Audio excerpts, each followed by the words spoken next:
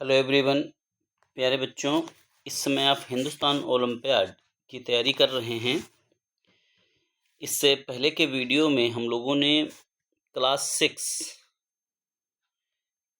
के साइंस और math section को सॉल्व किया था फर्स्ट पार्ट में।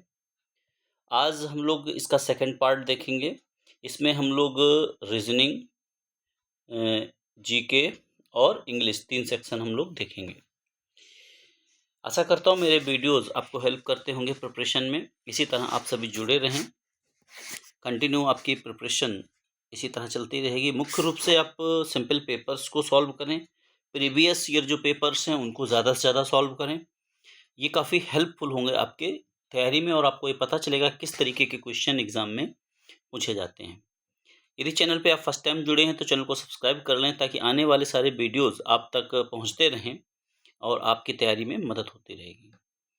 तो सबसे पहले कुछ इंपॉर्टेंट इंस्ट्रक्शंस हैं उनको देख लेते हैं, उसके बाद हम लोग सीधे पेपर पे चलते हैं। तो आज क्लास 6 का सिंपल पेपर हम लोग देख रहे हैं हिंदुस्तान ओलंपियाड का। इसमें टोटल 5 सेक्शन होते हैं और हर सेक्शन से 20 क्वेश्चन आते हैं, यानी कि टोटल क्वेश्चन 100 होते हैं और 100 मार्क्स का पेपर होता है। टोटल टाइम आपको मिलता है 2 आवर का, 2 घंटे आपको मिलते हैं।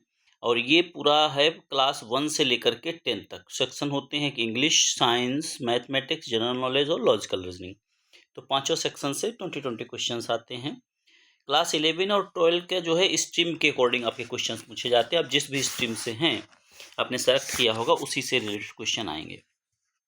दूसरा सबसे इम्पोर्टेंट चीज़ है कि आपको जो आंसर्स देने ओएमआर शीट पे आंसर देने, इसलिए ओएमआर शीट को बहुत केयरफुली आपको फिल करना है ताकि आपको कोई गलत ना हो। जो भी आपने एंट्रीज फिल की हैं वो सही से हों, उनमें कोई मिस्टेक ना हो, क्योंकि यदि एंट्रीज आपने गलत फिल कर दी तो फिर आपको आपका जो ओएमआर शीट है वो चेक नहीं हो पाएगा, क्योंकि ये कंप्यूटर से चेक होता है। और आपके जो गोले हैं यानी रोल नंबर मुख्य रूप से, और जो इम्पोर्टेंट एंट्रीज हैं जिनमें सर्किल करना होता है वो सही से फिल होनी चाहिए। ओएमआर शीट फिलअप करने के लिए आपको 10 मिनट एक्स्ट्रा अलग से दिए जाते हैं ताकि आप सावधानीपूर्वक उसको भर सकें। और यदि आप नेशनल लेवल पे विनर बनना चाहते हैं तो कम से कम आपको 95 प्लस मार्क्स इसमें लाने होंगे। तो चलिए सीधे पेपर पे चलते हैं, देखते हैं किस टाइप के क्वेश्चन आते हैं। तो पहला क्वेश्चन हमारा है complete the following series correctly. Logical reasoning का है। साइंस मैथ पिछले पार्ट में हम लोग देख चुके हैं। यदि अभी तक आपने नहीं देखा है तो एक्सप्लोर कर सकते हैं, उसको जा करके देख सकते हैं फर्स्ट पार्ट को। इसमें सीरीज हमें कंप्लीट करनी, बताना यहाँ पे कौन सा अंक आएगा। तो 1 में क्या ऐड करें कि 3 आ जाएगा, तो +2 किया गया है। 3 में 6 आने के लिए 3 ऐड किया गया, 6 में 4 ऐड करने के लिए +4 और +5, और अब की कितना जुड़ेगा +6। तो 15 में +6 करोगे तो हमारा आंसर कितना आ जाएगा 21 आ जाएगा। तो करेक्ट आंसर हमारा क्या हो जाएगा 21 इज द राइट आंसर। तो ये हमारे ऑप्शंस रहे, तो correct answer is 21, C is the right answer. Next question है complete the following series correctly. एक सीरीज हमको दी गई है, इसको आगे हमें बताना है कौन सा लेटर आएगा। तो देखते BCD यानी कितना एक लेटर छूटा है, फिर DEF फिर से एक लेटर छूटा है, फिर FGH फिर से एक लेटर छूटा है, तो HI छोड़ देंगे और यहाँ पे क्या आना चाहिए J। तो करेक्ट आंसर यहाँ पे क्या हो जाएगा हमारा J हो जाएगा। J is the right answer. Complete the following sentence, इसको फिल करना है। जैसे वर्ड्स टू फ्लाई, चिड़िया क्या करती हैं उड़ती हैं। तो fish is to swim, fishes क्या करती हैं उड़ती हैं। तो यहाँ पे हमारा क्या आ जाएगा स्विम, यानी कि C is the right answer. Next हमारा है 3 of the following 4 words are alike in certain ways and form a group, which one is not belong to the group. Odd one out हमको select करना है। 3 एक जैसे हैं, एक इनमें डिफरेंट है, तो डिफरेंट जो है उसको हमें चूज करना है। तो रोज हो गया हमारा, डॉग हो गया, कैट हो गया, रेविट। तो देखो 3 जो है वो एनिमल की कैटेगरी है, कैट, डॉग, रेविट। एक जो है वो प्लांट की कैटेगरी में है, रोज। तो इसका करेक्ट आंसर हमारा क्या हो जाएगा rose. Question number 5, in a certain code language cat is written as DBU। C से डी यानी CDABTU, अगला लेटर लिखना है। तो आर से क्या हो जाएगा SAB, SBTU। तो इसका करेक्ट आंसर हमारा क्या हो जाएगा? SBU। तो इसका करेक्ट आंसर है C is the right answer. Raj sisters mother is Aryan's mother. Raj की जो सिस्टर की मदर है, राज की सिस्टर की जो मदर होगी वो राज की भी मदर होगी, ठीक है। इज आर्यंस मदर, और वो आर्यन की भी माँ है। तो ये तीनों क्या हुए? भाई बहन हुए। How is Raj related to Aryan? कि राज और आर्यन का क्या रिलेशन है? भाई माँ जो है तीनों की है, उसकी बहन की भी, उसकी और आर्यन की भी। तो वो दोनों भाई भाई हुए। डी इज करेक्ट आंसर होगा। You are facing east and turn 90 degree. Direction वाले क्वेश्चंस काफ़ी आते हैं। तो इसमें मैंने बताया था कि जैसे ऊपर हमारा नॉर्थ रहता है, नीचे साउथ, इधर हमारा ईस्ट है, इधर वेस्ट है। कह रहा आर फेसिंग ईस्ट, ये ईस्ट को इधर फेस कर रहा था, इस साइड को। And turn 90 degree to your left. Left किधर होगा? जब ऐसे करके रहेगा तो लेफ्ट ऊपर रहेगा, राइट नीचे रहेगा। तो 90 डिग्री ऊपर की ओर ये मुड़ गया। To your left, which direction are you facing now? अब ये किस डायरेक्शन को फेस कर रहा है? तो ऊपर कौन सी हमारी डायरेक्शन है? ऊपर हमारी नॉर्थ डायरेक्शन है। तो 7 का करेक्ट आंसर हो जाएगा ए। नेक्स्ट हमारा है question number 8। Rohan, Amit, Raj, Suresh and Dipankar are 5 friends. 5 friends हैं। रोहित, रोहन, अमित, राज, सुरेश और Dipankar. They want to went to theatre and were sitting in a row of 5 seats. ये पांचों सीट पे ऐसे बैठ गए हैं, 1 2 3 4 और 5। If Rohan was sitting between Amit and Raj, Rohan जो है वो कहाँ बैठा है? अमित और राज के बीच में बैठा है।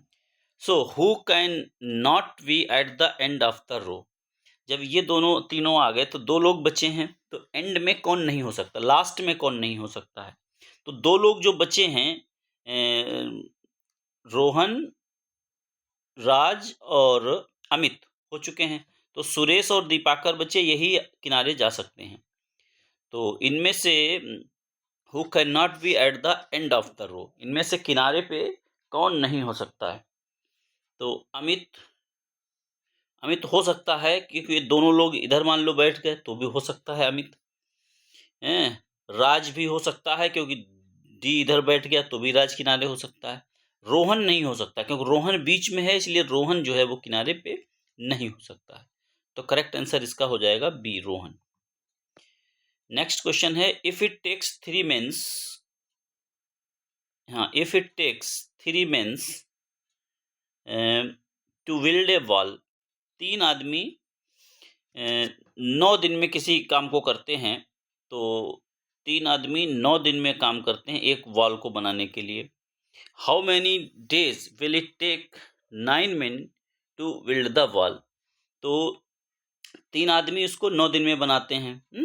तो एक आदमी कितने दिन में बनाएगा? एक आदमी बनाएगा उसको 9 into 3 यानी कि 27 डेज में बनाएगा।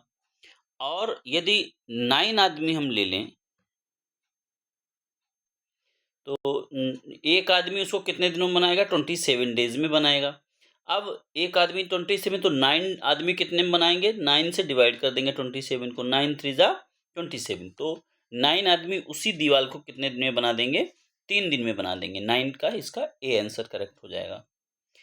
इन फरवरी, 1 फरवरी 2022, देखिए 2022 ये डिविजिबल है 4 से? नहीं डिविजिबल है, यानी कि लीप ईयर नहीं है।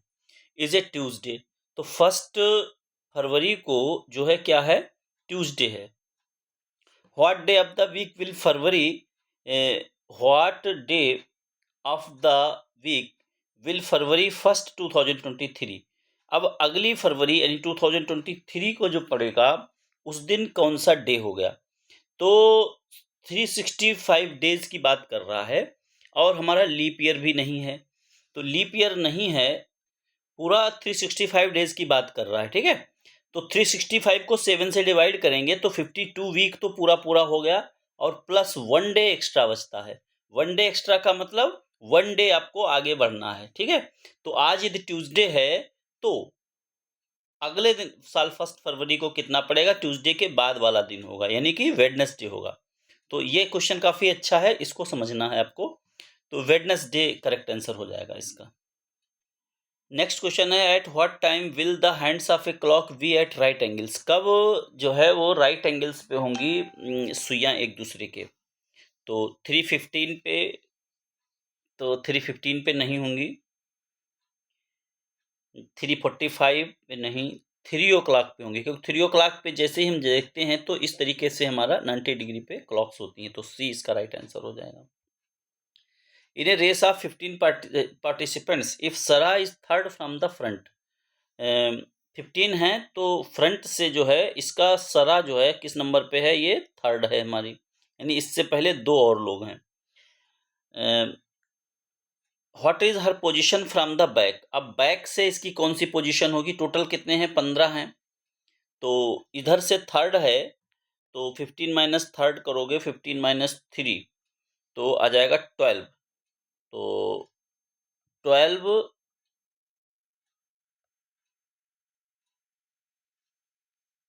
13th, उधर से इसका 13th पोजीशन होगा। पीछे से आगे से थर्ड है, टोटल 15 है, और इधर से थर्ड है, जैसे 1 2 और 3, तो थर्ड पोजीशन पे है। और पीछे से किस नंबर पे होगी, इसके आगे कितने हैं, तो 12 आगे हैं, तो इसका थर्ड इधर से 13th पोजीशन होगी। तो ए इसका ऑप्शन करेक्ट हो जाएगा। नेक्स्ट क्वेश्चन है refer to the following alpha numeric series and answer the following questions. एक सीरीज दी गई है, इस सीरीज को हमें स्टडी करना है और नीचे दिए गए क्वेश्चंस को आंसर करना है। तो देखिए कौन से क्वेश्चन इसमें दिए गए। कह रहा है ये दिया गया, how many symbols are immediately proceeded by a vowel. तो सिंबल्स कौन कौन से हैं, पहले तो ये देख लें। एक तो ये हमारा सिंबल है, एक ये सिंबल है, एक ये सिंबल है, एक ये सिंबल है, एक ये सिंबल है, इतने सिंबल्स हैं। और इसने प्रीसीडेड मतलब उससे पहले, तो उससे पहले एक वोवेल है। तो वोवेल देखो, यहाँ पे वोवेल नहीं है, यहाँ पे भी वोवेल नहीं है, यहाँ पे भी वोवेल नहीं है, पे भी वोवेल नहीं है, यहाँ पे वोवेल है, यहाँ पे वोवेल यू है। तो वोवेल कितने में, यानी इसमें वोवेल नहीं था, सिर्फ यू एक वोवेल है, तो यहाँ पे ए इसका करेक्ट हो जाएगा। नेक्स्ट है how many numbers are immediately followed by a consonant. अब इमीडिएटली उनके बाद एक कंसोनेंट है, तो देखो यहाँ पे एक कंसोनेंट है 1, यहाँ भी कंसोनेंट है 2, और यहाँ भी कंसोनेंट है 3, यहाँ भी कंसोनेंट है 4। तो इस तरीके से इसमें जो कंसोनेंट्स हैं तुरंत बाद में वो 4 हैं। How many number, sorry numbers, यहाँ सिंबल्स की बात नहीं कर रहा था, यहाँ नंबर्स की बात कर रहा था, नंबर। तो नंबर हमारे हैं, नंबर यहाँ पर हैं 1 2, तो 1 2 के बाद जो है यहाँ सिंबल है 3, 3 के बाद पी, हाँ तो यहाँ भी एक ही है, 3 के बाद पी यानी कि कंसोनेंट है, तो यहाँ भी हमारा एक ही लेटर हो जाएगा, यानी कि 14 का हमारा ए करेक्ट हो जाएगा। नेक्स्ट हमारा 15th क्वेश्चन है complete the below sequence correctly. Sequence को हमें करेक्ट करना है। तो बी सी डी आप देख रहे होंगे क्रम से, रिवर्स में माइनस करके, बी सी डी क्रम से है। तो और यहाँ पे भी एम एन ओ के एल एम, तो इनमें रिलेशन क्या है, के एल एम और फिर एम एन ओ। तो ऐसे ही बी सी डी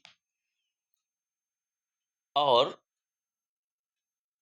जिससे ये लास्ट हो रहा है उसी में ये शुरुआत हो रहा है, तो डी लास्ट में जाएगा, तो बी सी डी या फिर एफ ई डी, नहीं बी सी डी नहीं हो सकता, उल्टा नहीं किया गया है, K L M M N O आगे बढ़ा गया है ना, तो डी ई एफ ये वाला करेक्ट होगा, यहाँ पे बी इसका करेक्ट होगा, B C D F E D, ठीक है, तो बी इसका करेक्ट हो जाएगा। क्वेश्चन नंबर 16 है select the piece that can fit in the figure.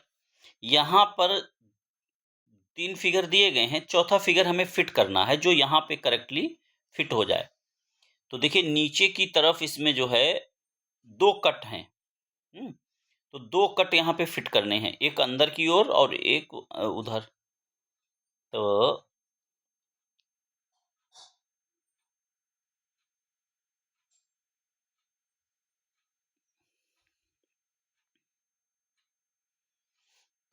इसमें और बाहर की ओर भी एक निकला रहे तो क्योंकि इसका जैसा यहाँ पे तो है, तो इसका सी एक यहाँ पे ये फिट हो जाएगा, नीचे वाला ये साइड में फिट हो जाएगा और एक एक ये बाहर निकला भी रहेगा। ठीक है, हाँ, तो इसका सी वाला करेक्ट हो जाएगा इसमें। Instruction for question 17 to 20. Refer to the bar graph below and answer the following questions. This bar graph shows the number of books sold in 4 different months. अलग अलग मंथ्स में कुछ किताबें बेची गई हैं, उन किताबों के आधार पे कुछ क्वेश्चन दिए गए हैं, उन क्वेश्चंस को हमको सॉल्व करना है ग्राफ को देख करके। तो ग्राफ हमारा ये दिया गया है इस तरीके से, कह रहा which month had the highest number of books sold, किस मंथ में सबसे ज़्यादा बुक्स सोल्ड की गई। तो हमको साफ साफ दिख रहा है कि मार्च में जो है वो सबसे ज़्यादा बुक्स सोल्ड की गई हैं। तो 17 का क्या हो जाएगा, D is the right answer. और नेक्स्ट है what is the total number of books sold over the 4 months, total books कितनी सोल्ड की गई हैं सारे मंथ्स में, तो ऐड कर लेंगे। तो 0 0 0 आ गया और 9 6 15, 15 7 22 और 5 27। तो टोटल बुक्स कितनी सोल्ड हुई हैं, 270। 270 ऑप्शन में दिया गया है, हाँ 18 का बी दिया गया है, तो बी ऑप्शन हमारा करेक्ट हो गया। Which month saw a decrease in book sales compared to the previous month, कब जो है डिक्रीज सेल्स में दिखाया गया है। तो डिक्रीज देखो यहाँ तो इंक्रीज हुआ, यहाँ भी इंक्रीज हुआ, यहाँ डिक्रीज हुआ, तो ये अप्रैल और मार्च की बात की गई है। अप्रैल में जो है वो डिक्रीज हो गया है सेल में, तो करेक्ट आंसर हमारा हो जाएगा सी, 19 का सी हो जाएगा। By how many books did the sales increase from January to February, January to February में कितना इंक्रीज हो गया, तो 50 70 20 का 20 बुक्स जो है वो इंक्रीज हो गया, यानी ए इसका राइट आंसर हो जाएगा। सॉरी, जनवरी से फरवरी तक पुस्तकों की कितनी वृद्धि हुई है, तो अच्छा सॉरी यहाँ 70 नहीं है, यहाँ तो थोड़ा सा मिस्टेक हुआ है। देखिए जनवरी में कितना सेल हुआ था 50 और फरवरी में हुआ 70, हाँ सही तो है, 20 का डिफरेंस है, तो करेक्ट यहाँ पे 20 हो जाएगा, ए इज द राइट आंसर। तो इस प्रकार से रीजनिंग हम लोगों ने देख लिया। इसके बाद का जो सेक्शन है वो है इंग्लिश का, इसको भी देख लेते हैं। कह रहा है कि in the heart of forest where the tall trees sway the sunlight dances chasing shadows away, a brook sings a melody sweet and clear while flowers bloom brightly bringing cheer. The mountains stand tall with their snowy white peaks, whispering secrets that the wise old owl speaks. The wind carries stories from afar. हर बार एक देते हैं poem या स्टिंजा, उसी से related questions पूछते हैं। आप places भी dream of like a shining star, आपको अच्छे से पढ़ना है फिर उस पर आंसर करना है। The butterflies flutter painting the sky while birds in their nest gently sing their lovely. Nature's canvas with colors so bright it fills every day with pure delight. So step step into nature, let your spirit soar, for the magic it holds is forever in store, with each leaf that rustles and each flower that grows. The wonder of nature are endless it shows. What is the main theme of the poem? Main theme जो है poem की क्या है? The importance of friendship, beauty and magic of nature, excitement of adventure, the joy of learning. तो इसमें जो main theme है वो beauty and magic of the nature, nature को यहाँ पे दिखाया गया है। The which natural element is mentioned as singing a melody, किस चीज़ को सिंगिंग ए मेलोडी के रूप में दिखाया गया? द माउंटेन्स, फ्लावर्स, ट्रीज या ब्रूक, ब्रूक जो उसकी डालियाँ हैं उनके लिए बात की गई है। What does the poem suggest about nature, nature के बारे में पोएम क्या सजेस्ट करती है? It is dull and boring, it is a place for adventure only, it holds magic and endless wonders, it should be ignored. तो एक बताया गया it holds magic and endless wonders. Choose the correct prefix for happy, happy का prefix जो होगा वो क्या होगा? तो हैप्पी, अनहैप्पी, री हैप्पी, डिस हैप्पी या प्री हैप्पी, तो सीधा है 4 का क्या हो जाएगा? Unhappy. A is the right. Choose the adverb that best fits the sentence. He ran quickly, he ran quickly, तो इसका जो करेक्ट आंसर हो जाएगा B is the right answer. Next है choose the sentence that uses personification. इसमें personification यानी कि जो नॉन लिविंग थिंग है वो जब बिहेव करती है लिविंग थिंग जैसा तो वो पर्सोनिफिकेशन वहाँ पर रहता है। तो the sunset behind the mountain cloud danced across the sky, यानी बादल जो है वो डांस कर रहे हैं। तो यहाँ पे क्या है, क्लाउड नॉन लिविंग है और डांस करना वो लिविंग जैसा है, तो यहाँ पे पर्सोनिफिकेशन हो रहा है। आइडेंटिफाई द कंपाउंड वर्ड यहाँ पे क्या है, नोटबुक, नोट, नॉट। तो नोट और बुक दो चीजें मिलके बनी है तो ये नोटबुक हो गया। Identify the modal verb here. Modal verb हमको इसमें चूज करना है सी कैन स्विम। तो कैन यहाँ पे जो है वो मॉडल वर्ब की श्रेणी में आ जाता है। कैन यहाँ पे जो है मॉडल वर्ब हो जाएगा। Choose the most appropriate word from the option below to fill in the blanks. The scientist discovery was so irrelevant, trivial, a groundbreaking, a common that it changed the course of modern medicine। तो इसका जो correct answer हो जाएगा वो ground breaking, वो इतनी बड़ी discovery थी जिसने मॉडर्न मेडिसिन को चेंज कर दिया। What could be a suitable word for the adjective heavy to make a phrase. Heavy के लिए सुइटेबल वर्ड क्या है एडजेक्टिव, ताकि इसे फ्रेज बन जाए। तो heavy load, heavy small, heavy load, यानी लोड को हैवी कहा गया है, heavy load.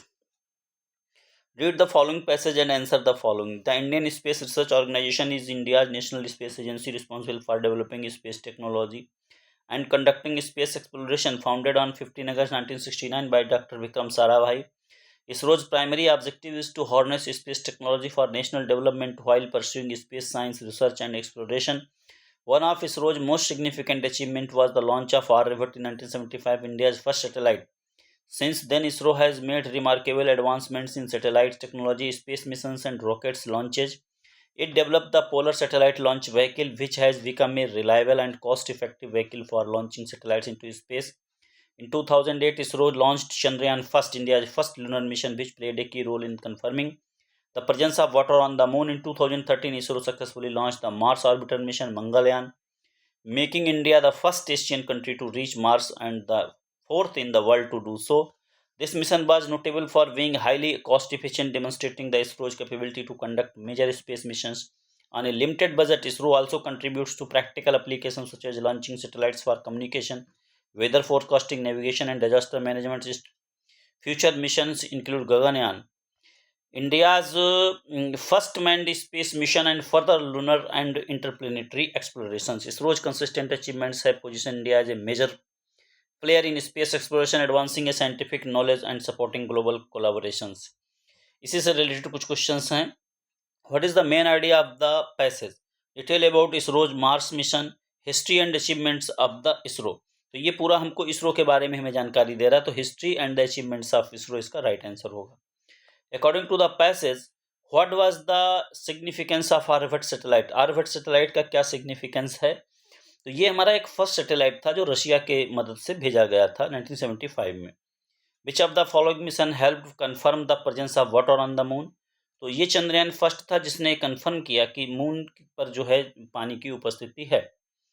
Why was the Mars orbiter mission Mangalyaan significant, वो क्यों इतना सिग्निफिकेंट था, क्योंकि वो बहुत ही कॉस्ट इफिशिएंट था, बहुत ही कम कॉस्ट में उसको भेज दिया गया था। It was the first launch satellite launch one day discovered water on Mars. It made India the first Asian country to reach on the Mars. तो ये इसका करेक्ट है, सी वाला इसका राइट हो जाएगा। What is ISRO planning for the future, according to the passage, future के लिए क्या प्लानिंग कर रहा है वो। तो developing communication satellite, expanding space technology for disaster, launching India first manned space mission Gaganyaan. अब वो गगनयान पे काम कर रहा है, सी। तो 15 का जो सी है वो करेक्ट हो जाएगा। नेक्स्ट है choose the correct spelling of the following. Correct spelling इसकी हमको चूज करनी है, तो करेक्ट स्पेलिंग इसकी हो जाएगी इररिवर्सिबल। सही शब्द क्या है, इररिवर्सिबल। तो रिवर्सिबल में IR जुड़ जाएगा, तो रिवर्सिबल ए इसका करेक्ट हो जाएगा। Choose the antonym for the word expand. Expand का मतलब होता है किसी चीज का बढ़ना, कॉन्ट्रैक्ट का मतलब होता है उसको छोटा हो जाना। Choose the synonym for the word abundant. Abundant का जो सुटेबल वर्ड क्या है, मतलब भर पर्याप्त मात्रा में, scarce, few, insufficient, synonym word इसका होगा plentiful. B is the right answer here. Next हमारा है a person who studies stars and planets, जो स्टार्स और प्लैनेट का स्टडी करते हैं उनको हम क्या कहलाते हैं? एस्ट्रोलॉजर, एस्ट्रोनॉमर, फिजिसिस्ट या जियोलॉजिस्ट। देखिए, person who studies stars and planets, तो स्टार और प्लैनेट को जो स्टडी करते हैं तो ये एस्ट्रोनॉमर होना चाहिए हमारे समझ से। एस्ट्रोलॉजर तो ज्योतिष के बारे में बताता है, तो हमें लगता है इसका एस्ट्रोनॉमर ज़्यादा सही है। एस्ट्रोलॉजर भी हो सकता है, देख के आप देखना इसमें बताना कौन सा सही होगा। मेरे हिसाब से एस्ट्रोनॉमर होना चाहिए। What does the phrasal verb give up? Give up का मीनिंग क्या होता है? किसी चीज़ को छोड़ देना, मतलब to continue, to start over, to celebrate, to stop, stop trying, छोड़ देना, प्रयास करना। तो इस प्रकार से 20 क्वेश्चंस जो थे हमने इंग्लिश के हम लोगों ने देखे। इसके बाद जनरल नॉलेज है नेक्स्ट सेक्शन, इसको भी हम लोग जल्दी से देख लेते हैं। तो वीडियो बड़ा हो जाता है, क्वेश्चंस काफ़ी ज़्यादा हैं, इसलिए मैं प्रयास करता हूँ थोड़ा सा तेज करने का। Which state is the largest producer of spices? Spices का सबसे बड़ा प्रोड्यूसर कौन है? क्वेश्चन जो हमारा है लार्जेस्ट प्रोड्यूसर, इसमें वैसे तो केरला में काफ़ी ज़्यादा होते हैं, स्पाइसेस कैपिटल कहा जाता है, लेकिन इसमें जो मुझे लगता है मध्य प्रदेश और आंध्र प्रदेश ये बहुत बड़े प्रोड्यूसर हैं दोनों। तो इसमें मध्य प्रदेश, आंध्र प्रदेश को बहरहाल लगाते हैं, मध्य प्रदेश भी हो सकता है इसमें कि लार्जेस्ट प्रोड्यूसर। यहाँ वैल्यूम की बात की गई है कि वैल्यूम में सबसे ज़्यादा कौन है, तो इसको भी देखना है। Who is known as the mother of the silver revolution? तो सिल्वर रिवोल्यूशन की मदर, सिल्वर का मतलब होता है एग से, एग जो रिलेटेड है, तो इसमें नाम आता है इंदिरा गांधी का, इसमें नाम आता है। तो इसमें जो करेक्ट आंसर हो जाएगा वो हो जाएगा ए। नेक्स्ट हमारा है when it the international men's day celebrated? International men's day celebrate कब किया जाता है? तो इसका जो करेक्ट आंसर होगा 19 November is the right answer, इसका है 19 November is the right answer. Next है which sport was Karnam Malleswari, जो है कर्णम मल्लेश्वरी एसोसिएटेड विद? कर्णम मल्लेश्वरी किससे हैं? इनको सिडनी ओलंपिक में ब्रॉन्ज मेडल मिला था वेट लिफ्टिंग में, तो वेट लिफ्टिंग से ही जुड़ी हुई हैं। Who is known as the father of the research laboratories in India? Father of research laboratories किसको कहा जाता है? तो इसमें नाम आता है doctor Shanti Swarup Bhatnagar is the right answer है। नेक्स्ट है who was the first emperor of the Mauryan dynasty? पहला एम्परर कौन था? तो इसमें करेक्ट आंसर हो जाएगा Chandragupta Maurya. Which is the longest river in India? सबसे बड़ी रिवर भारत की जो है वो कौन सी है? वो गंगा है। देखिए ब्रह्मपुत्र बड़ी तो है लेकिन इसका ज़्यादातर पार्ट बाहर है। तो which is the largest continent in area? सबसे बड़ा कॉन्टिनेंट कौन है एरिया के हिसाब से? तो वो हमारा हो जाएगा एशिया। नेक्स्ट है who is known as the father of the Indian constitution? Father of the Indian constitution किसे माना जाता है? तो इसमें बी आर अम्बेडकर को ही माना जाता है, तो इसका करेक्ट आंसर हो जाएगा ए। नेक्स्ट है who is known as the father of the modern physics? Father of the modern physics किसे माना जाता है? तो इसमें नाम आ जाएगा न्यूटन का। न्यूटन को भी कहा जाता है, अल्बर्ट आइंस्टीन को भी कहा जा सकता है। तो मॉडर्न फिजिक्स में किसका नाम आता है? तो ये भी थोड़ा सा क्वेश्चन कंफ्यूजिंग है। मॉडर्न फिजिक्स में अल्बर्ट आइंस्टीन को बहरहाल जो है फिजिक्स, इसमें इन दोनों में थोड़ा सा डाउट है। क्वेश्चन है which bank was the first to be nationalised in India in 1949? पहली बैंक की जो नेशनलाइज्ड की गई थी वो कौन सी थी 1949 में? तो इसमें जो करेक्ट ऑप्शन हो जाएगा Allahabad bank, state bank, Punjab national bank. तो इसमें जो करेक्ट आंसर होगा, और आगे ऑप्शन देख लेते हैं इसके, एक और डी ऑप्शन है, हाँ रिजर्व बैंक ऑफ इंडिया, यही करेक्ट आंसर है इसका, reserve bank of India, D is the right answer. Who is known as the flying Sikh of India? Flying Sikh कहा जाता है मिल्खा सिंह को। और who which gas is most responsible for global warming? Global warming के लिए सबसे ज़्यादा रिस्पॉन्सिबल कौन है? कार्बन डाइऑक्साइड है। Who was the captain of the Indian cricket team world cup during the 2023 world cup? 2023 world cup के समय कौन था तो कैप्टन तो ये थे रोहित शर्मा हो जाएंगे इसमें। Who wrote the famous book the jungle book, the jungle book जो है वो किसने लिखी है, ये लिखी है रुडयार्ड किपलिंग ने, बी हो जाएगा। Which of the following festival is known as the festival of light, festival of lights किसको कहते हैं, दिवाली को कहते हैं। नेक्स्ट है who was the first president of United States of America, United State का फर्स्ट प्रेसिडेंट कौन था, तो ये थे George Washington, B is the right answer. Next question हमारा है who invented the telephone, telephone को किसने इन्वेंट किया था, तो इसमें हो जाएगा Alexander Graham Bell, correct answer इसका हो जाएगा ए। नेक्स्ट क्वेश्चन है when is world earth day, world earth day कब सेलिब्रेट किया जाता था, तो किया जाता है, तो इसमें हो जाएगा 22 अप्रैल। What is the capital of Maharashtra, capital of Maharashtra है हमारा मुंबई, डी हो जाएगा इसका राइट आंसर।